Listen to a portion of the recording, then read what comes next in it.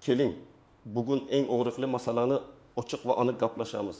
Ayrim pensionerlarning pensiyasi to'xtatilgani, odamlar orasida endi hammaga pensiya berilmaydimi? Hukumat pensiyani kesyaptimi? Bank kartadagi pul blok bo'ldim degan vahima tarqagani bejiz emas.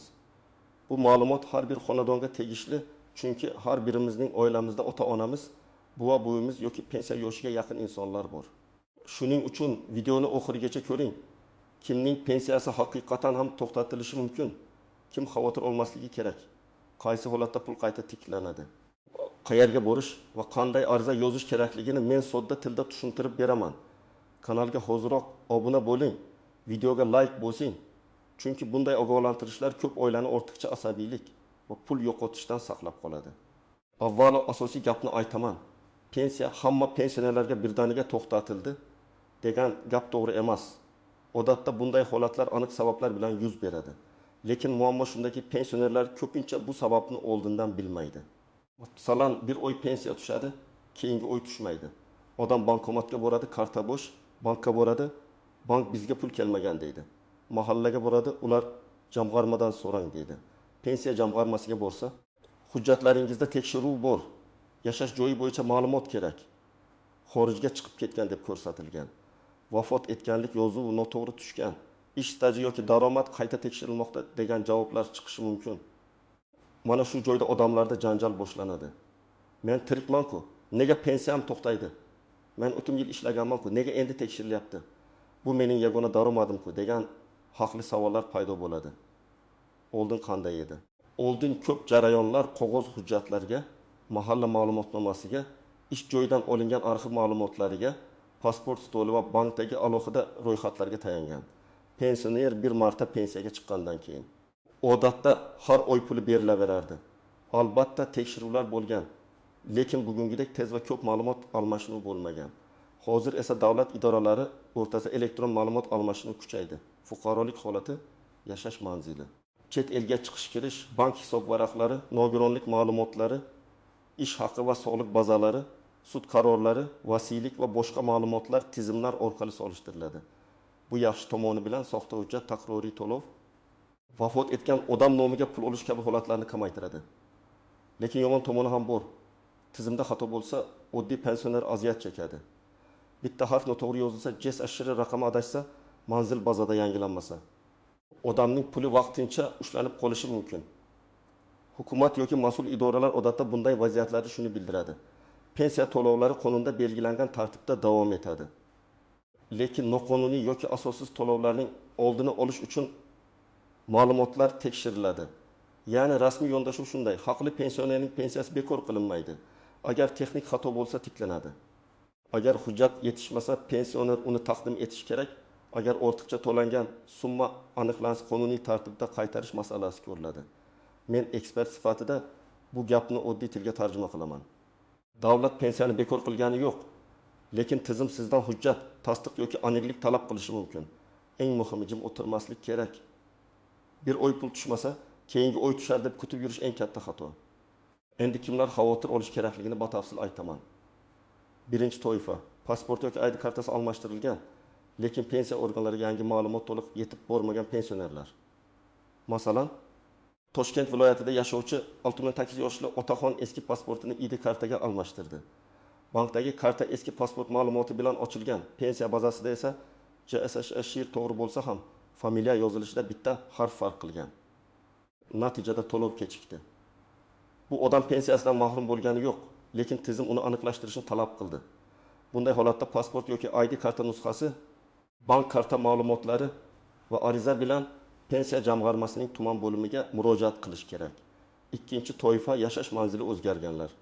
Masalan, pensioner Andijondan Samarqandga farzandinikiga ko'chib o'tdi. Ro'yxatdan o'tish masalasi vaqtida hal qilinmadi yoki eski manzilda qolib ketdi. Pensiya qaysi hudud bo'yicha yuritilishi, tibbiy ijtimoiy ma'lumotlar qayerdan tasdiqlanishi, bank yetkazib berish tartibi qanday bo'lishi kerakligi bo'yicha savollar paydo bo'ladi. Ayniqsa, nogironlik pensiyasi, o'quvchisini yo'qotganlik pensiyasi yoki ijtimoiy nafaqalar bilan bog'liq bo'lsa, manzil masalasi juda muhim. Kimdir men baribir O'zbekiston fuqarosiman-ku deydi. To'g'ri, lekin tizim uchun sizning haqiqiy yashash joyingiz, ro'yxatdagi manzilingiz va pensiya hujjatlaringiz bir-biriga mos bo'lishi kerak. 3-toifa. Uzoq muddat chet elda bo'lganlar. Bu masala juda ko'p janjalga sabab bo'ladi. Odam Rossiyaga, Qozog'istonga, Turkiyaga yoki boshqa davlatga farzandlari yo'niga ketadi. U yerda 3 oy, 6 oy, ba'zan mangil qolib ketadi. Pensiya kartaga tushib turadi. Farzandi bu yerdan yechib oladi yoki pensioner qaytib kelgach ishlatadi. Lekin ayrim turdagi to'lovlarda, ayniqsa ijtimoiy nafaqa va shaxsiy ishtirok talab qilinadigan holatlarda pensionerning mamlakatda borligi, tirikligi, hujjatlari va yashash holati tasdiqlanishi kerak bo'lishi mumkin. Bu yerda chet elga chiqsa pensiya butunlay bekor bo'ladi degan umumiy qoida sifatida qo'rqitish noto'g'ri. Lekin chet elga ketish, uzoq muddat qaytmaslik yoki konsullik orqali tasdiq bermaslik to'lovni vaqtincha to'xtatishga sabab bo'lishi mumkin. Shuning uchun har bir holatda aynan qaysi pensiya turi, qaysi muddat va qaysi hujjat talab qilinayotganini aniqlash zarur. 4-toifa nogironlik muddati tugagan, lekin qayta tibbiy ko'rikdan o'tmaganlar, masalan. 2 guruh nogironligi bo'yicha nafaqa olayotgan fuqaroning TMI xulosasi 1 yilga berilgan. Muddat tugadi, lekin u oldin avtomatik cho'zilardi. Menga hech kim aytmadi deb ko'rikka bormadi. Tizimda nogironlik muddati tugagan deb ko'rinadi va to'lov to'xtaydi. Bu yerda janjal ko'pincha shundan chiqadi.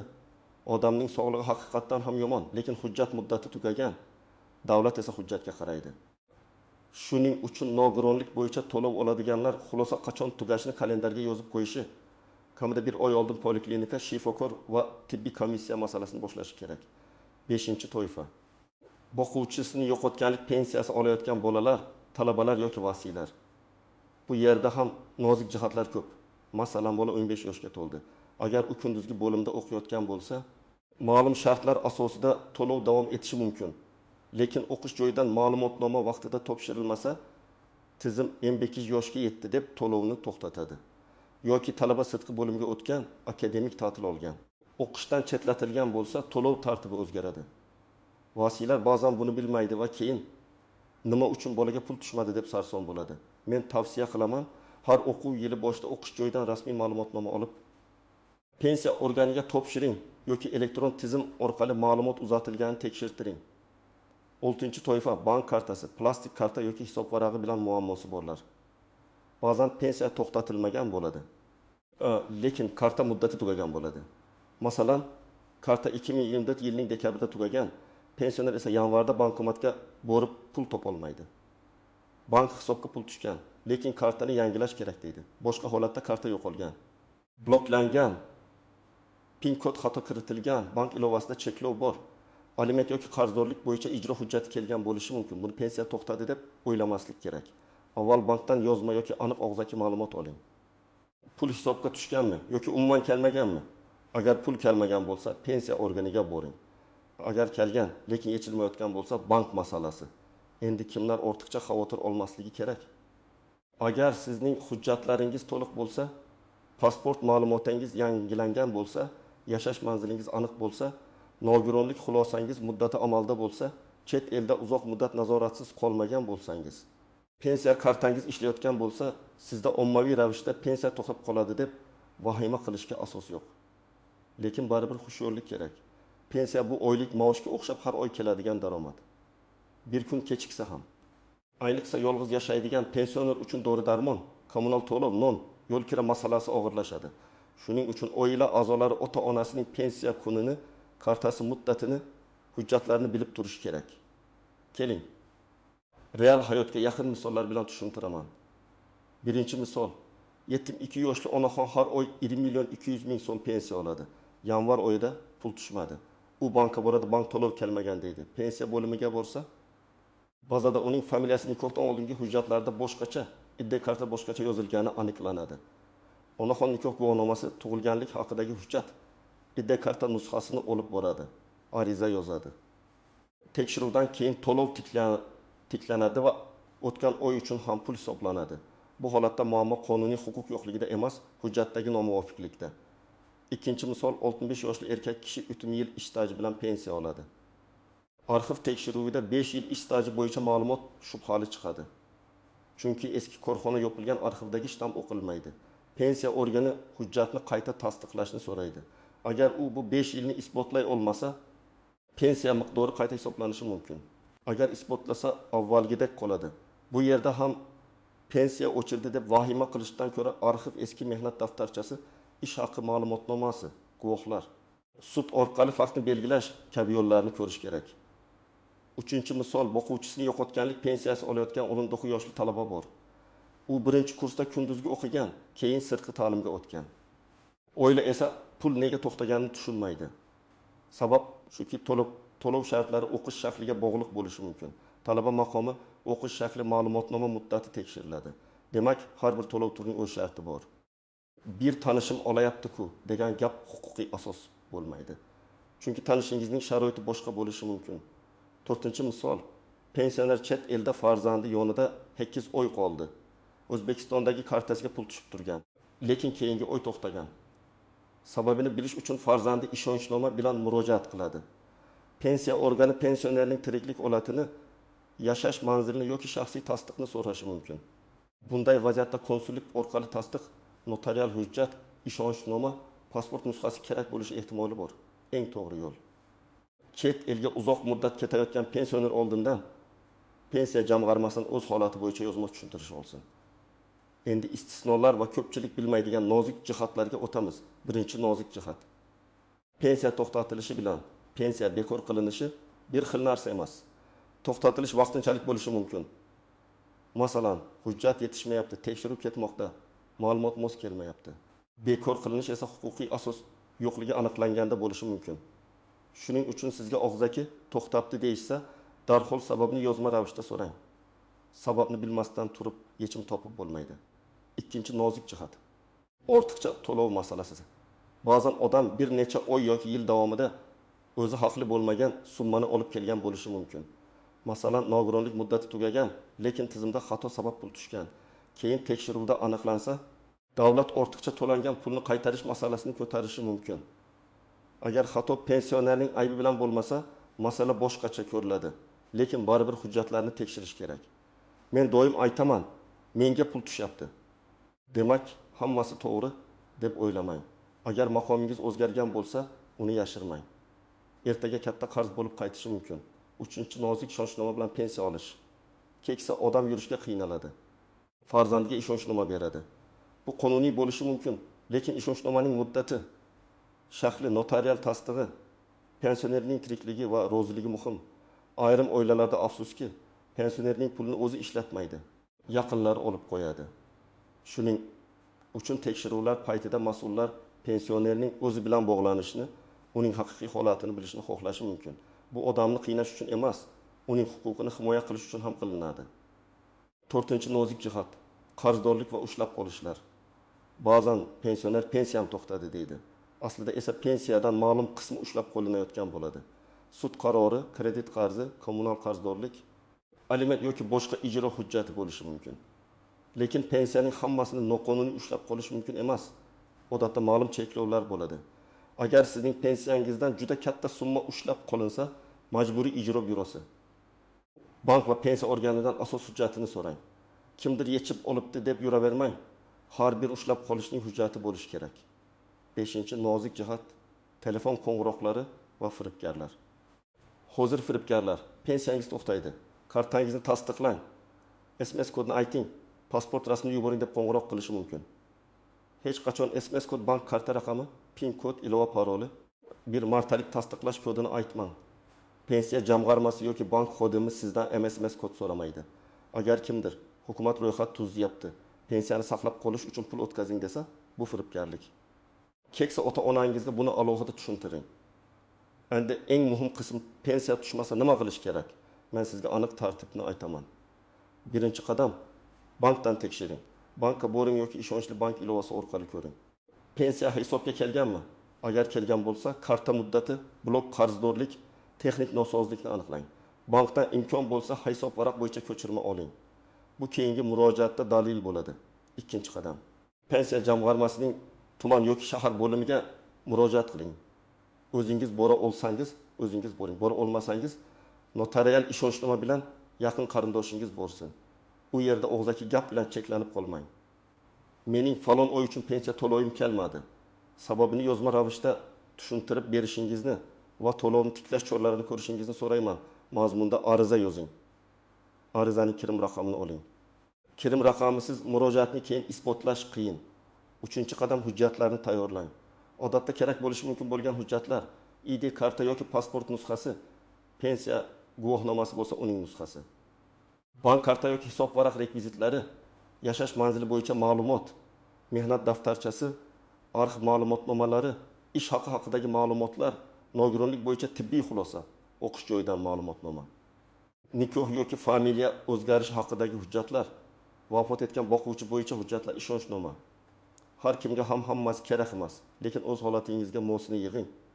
4-qadam, sababni aniqlang va muddat so'rang. Qachon tiklanadi degan savolni aniq bering.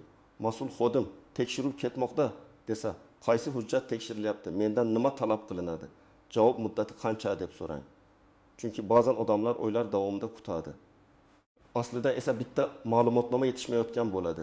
Siz faol bo'lsangiz jarayon tezlashadi. 5-qadam, agar tuman bo'limida muammo hal bo'lmasa, yuqori turuvchi tashkilotga murojaat qiling. Viloyat boshqarmasi, pensiya jamg'armasining markaziy murojaat kanallari, yagona interaktiv davlat xizmatlari portali, xalq qabulxonasi orqali ariza qoldirish mumkin. Arizada hissiyot emas, fakt yozing. Qaysi oydan pul tushmadi? Qancha miqdor? Qaysi bo'limga qachon murojaat qildingiz? Qanday javob oldingiz? Qaysi hujjatlarni topshirdingiz? Hujjat nusxalarini ilova qiling. Fakt bilan yozilgan ariza tezroq ko'riladi. 6-qadam, agar sizningcha qaror noqonuniy bo'lsa, huquqiy yordam oling. Advokat, yuridik klinika, adliya organlari yoki bepul huquqiy maslahat xizmatlaridan foydalaning. Ayrim holatlarda sud orqali ish stajini tasdiqlash, hujjatdagi xatoni tuzatish, qarorni bekor qildirish, to'lanmay qolgan summani undirish mumkin. Ayniqsa katta miqdordagi pensiya kamaytirilgan yoki ko'p oylik to'lov to'xtagan bo'lsa, huquqiy yo'lni kechiktirmang. Men yana bir narsani alohida ta'kidlayman. Pensionerning yaqinlari befarq bo'lmasin. Ko'p otaxon onaxonlar iddorlarga borishga uyalaman. Xodimlar baqiradi, men tushunmayman, mayli keyin borarman deb yuradi. Natijada muammo cho'ziladi. Farzandlar, nevaralar, qo'ni-qo'shnilar yordam bering. Hujjatlarni papkaga solib qo'ying. Pasport nusxasi, bank rekviziti, pensiya hujjati, tibbiy xulosa, arxiv ma'lumotlari. Telefoningizda pensiya bo'limi, bank, mahalla, poliklinika raqamlarini saqlang. Bu oddiy ishlar katta muammoning oldini oladi. Agar pensiya kechiksa, darhol qarz olib yuborishdan oldin sababni biling. Chunki ba'zan pul 2-3 kun texnik sabab bilan kechikadi. Ba'zan esa hujjat muammosi sababidan to'xtatiladi. Farqi katta. Agar texnik kechikish bo'lsa, bank yoki to'lov grafik bilan bog'liq bo'lishi mumkin. Agar hujjat muammosi bo'lsa, siz aralashmasangiz keyingi oy ham tushmasligi mumkin. Shuning uchun birinchi kuniyoq vahima qilmaslik kerak. Lekin bir hafta o'tib ham tushmasa, albatta rasmiy murojaat qiling. Xulosa shuki, pensionerlarning pensiyasi bo'yicha tarqalgan vahimali gaplarning hammasiga ishonib ketish kerak emas, lekin menga tegmaydi deb beparvo bo'lish ham xavfli. Pensiya ommaviy ravishda bekor qilinayotgani yo'q. Ammo hujjatdagi xato, manzil chet elda bo'lish, nogironlik muddati, talabalik ma'lumotnomasi, bank kartasi, qarzdorlik yoki arxiv tekshiruvi sabab to'lov vaqtincha to'xtashi mumkin. Eng to'g'ri yo'l bankdan tekshirish, pensiya bo'limiga yozma ariza berish, hujjatlarni to'plash, javob muddatini so'rash va kerak bo'lsa yuqori idoralarga murojaat qilish. Sizning oilangizda ham pensiya kechikkanmi yoki to'xtatilganmi? Sababi nima bo'lgan? Qayerga murojaat qilib hal qilgansiz? Izohlarda yozib qoldiring. Boshqa tomoshabinlar ham tajribangizdan foyda oladi. Videoga like bosing, kanalga obuna bo'ling va bu ma'lumotni ota-onangizga, qarindoshlaringizga, mahalladagi pensionerlarga yuboring. Chunki vaqtida bilgan odam pensiyasini ham, asabini ham, haq-huquqini ham saqlab qoladi.